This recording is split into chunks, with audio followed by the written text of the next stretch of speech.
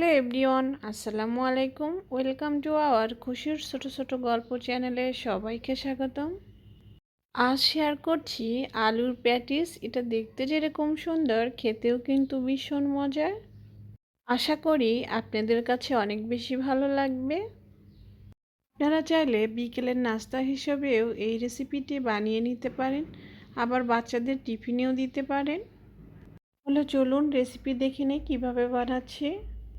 প্রথমে এখানে আটা নিয়ে নিলাম 2 কাপ। এবার দিয়ে দেব স্বাদ মতো লবণ, আর দিয়ে দিচ্ছি সামান্য কালো জিরা। এটা অপশনাল, না চাইলে না দিবেন। আর দিয়ে দিচ্ছি হাফ কাপের মতো তেল। তেলটা একটু বেশি দিতে হবে। তেল দিয়ে ভালো করে আটাটা ময়ান দিতে হবে। আটাগুলো আমি 5 মিনিটের মতো মিশিয়ে নিয়েছি। এবার একটু দেখিয়ে দিচ্ছি ঠিক কেমন হবে।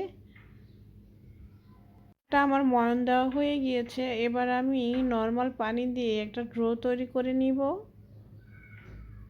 ডোটা কিন্তু অনেক বেশি শক্ত করা যাবে না, আবার একদম নরম করেও ফেলা যাবে না। স্বাভাবিক করে একটা ডো তৈরি করে নিতে হবে। এখানে আমি একটু দেখিয়ে দিচ্ছি কিভাবে করলাম আমি। এটা হয়ে গিয়েছে। এবার আমি ঢাকনা দিয়ে 20 মিনিটের জন্য রেস্টে রেখে দিব।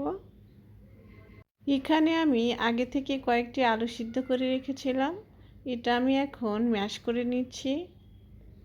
একদম কিন্তু ম্যাশ করে ফেলা যাবে না, একটু আস্তেও রাখতে হবে।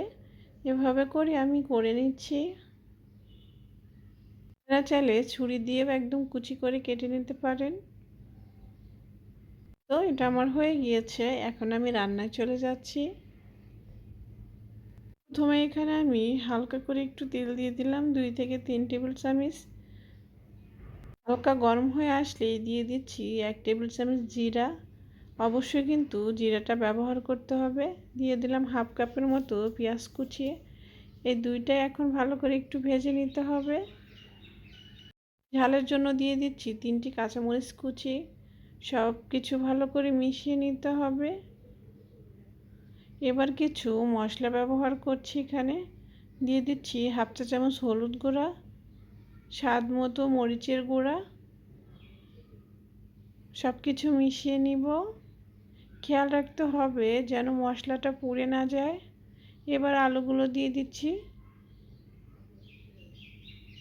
এখানে কিন্তু কোনোভাবে কোনো পানি ব্যবহার করা যাবে না।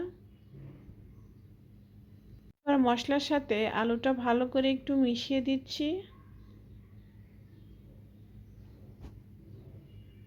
দিয়ে দিচ্ছি 1 চা চামচ আদা রসুনের বাটা। এটা অপশনাল, না চাইলে না দিবেন। আর দিয়ে দিচ্ছি স্বাদ মতো লবণ। আবারও সব কিছু ভালো করে মিশিয়ে নিতে হবে।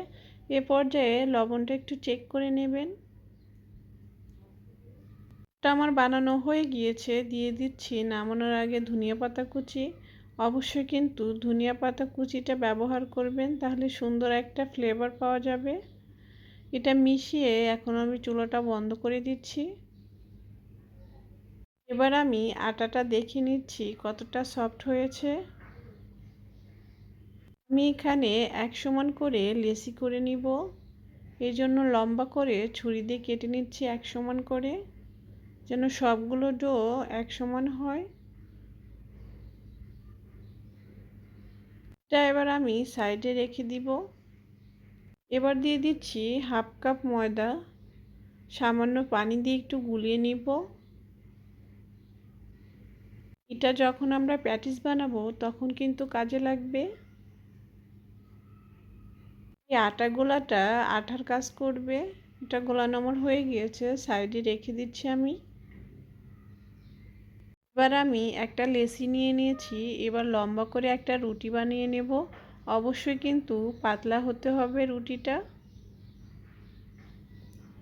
তো বন্ধুরা, যদি আমার ভিডিও ভালো লাগে তাহলে প্লিজ আমার চ্যানেলটাকে সাবস্ক্রাইব করে দিবেন, আমার পাশে থাকবেন। আর কে কে আমার ভিডিও দেখেছেন অবশ্যই কিন্তু কমেন্টে জানাবেন আপনি কোথা থেকে দেখেছেন আমার ভিডিও। কথা বলতে বলতে রুটিটা কিন্তু আমার হয়ে গিয়েছে। এভাবে লম্বা করে করে নিতে হবে। এবার আমি পুরটা নিয়ে নিলাম। সামান্য একটু পুর নিয়ে নিলাম, হাতের সাহায্যে একটু চেপে দিলাম।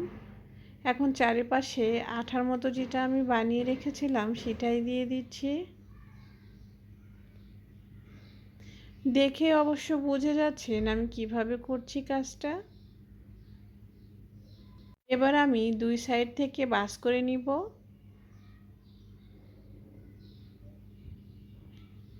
দেখুন, এবার আমি এক পাশে সিল করে নিচ্ছি।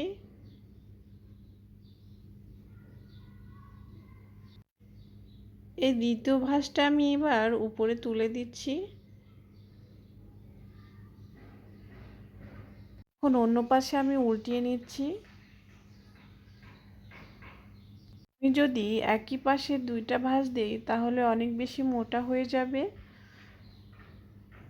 অন্য পাশে দিলে সুন্দর একটা ডিজাইনও হয়ে যাচ্ছে দেখুন।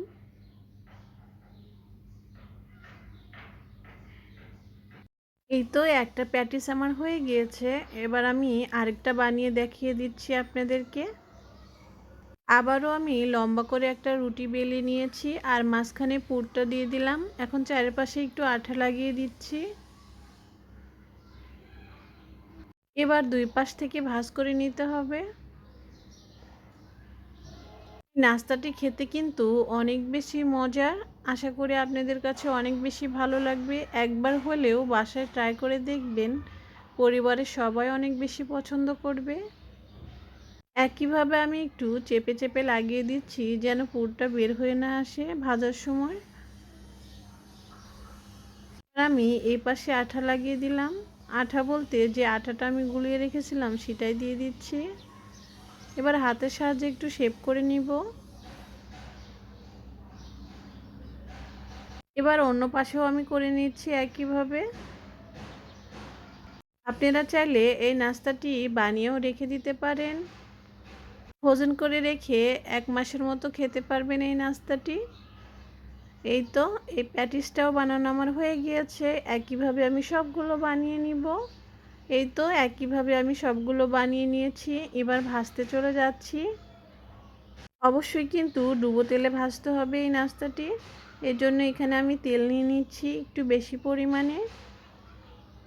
তেলটা গরম হয়ে আসলেই নাস্তাগুলো ছাড়তে হবে। আবার কিন্তু অতিরিক্ত গরমে কিন্তু ছাড়া যাবে না, এই বিষয়টা একটু খেয়াল রাখতে হবে। এভাবে আমি কয়েকটি প্যাটিস দিয়ে দিচ্ছি। এবার আমি 10 মিনিটের মতো ভেজে নিব। এপাশ হয়ে গেলেই অন্য পাশে উল্টিয়ে দিতে হবে। এটা কিন্তু অনেক বেশি মুচমুচে হয় আর খেতেও ভীষণ মজার আর দেখতেও কিন্তু অনেক বেশি সুন্দর। এই তো প্যাটিসটা আমার ভাজা হয়ে গিয়েছে। এবার আমি তুলে নিচ্ছি।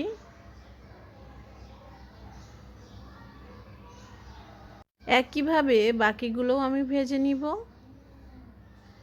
এই তো বানানো হয়ে গিয়েছে। এবার একটি ভেঙে শেয়ার করছি ভিতরটা কেমন হয়েছে দেখতে।